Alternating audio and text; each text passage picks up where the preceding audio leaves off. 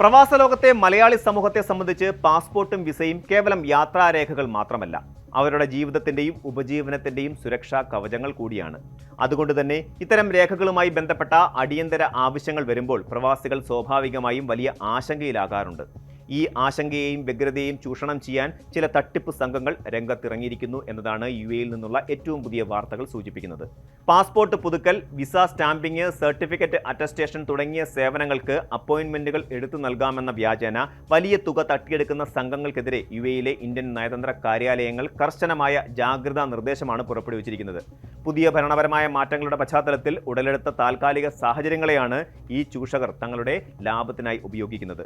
വർഷങ്ങളായി യുഎഇയിലെ ഇന്ത്യൻ പ്രവാസികൾക്ക് കോൺസുലാർ സേവനങ്ങൾ നൽകി വന്നിരുന്ന ഔട്ട്സോഴ്സിംഗ് ഏജൻസികളായ BLS ഇന്റർനാഷണൽ, SGVS ഗ്ലോബൽ എന്നിവയുമായുള്ള കരാർ അവസാനിപ്പിച്ചതാണ് ഈ വലിയ മാറ്റങ്ങൾക്ക് തുടക്കമിട്ടത്.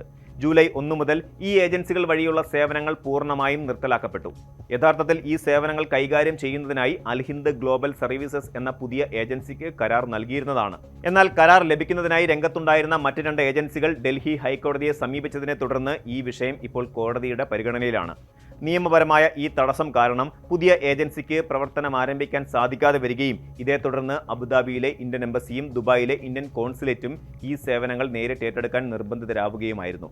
പഴയ ഏജൻസികൾ മാറിയതും പുതിയ സംവിധാനം നിലവിൽ വരാൻ വൈകുന്നതുമായ ഈ ഇടവേളയിലാണ് തട്ടിപ്പുകാർ തങ്ങളുടെ സുവർണ അവസരമായി കാണുന്നത്.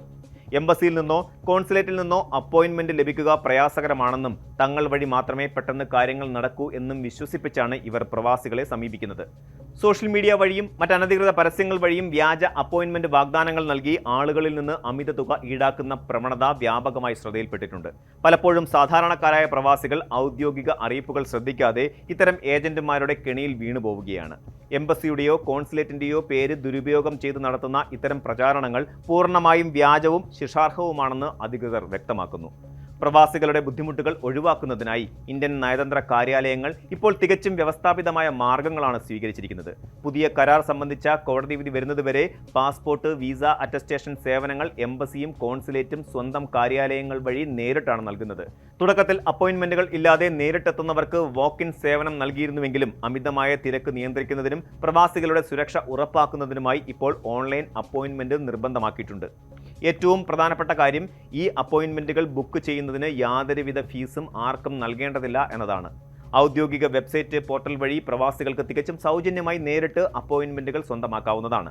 മൂന്നാം കക്ഷികൾക്കോ ഏജൻസികൾക്കോ ഇതിനായി തുക ഈടാക്കാൻ യാതൊരുവിധ അധികാരവുമില്ലെന്ന് എംബസി ആവർത്തിച്ച് വ്യക്തമാക്കുന്നുണ്ട്.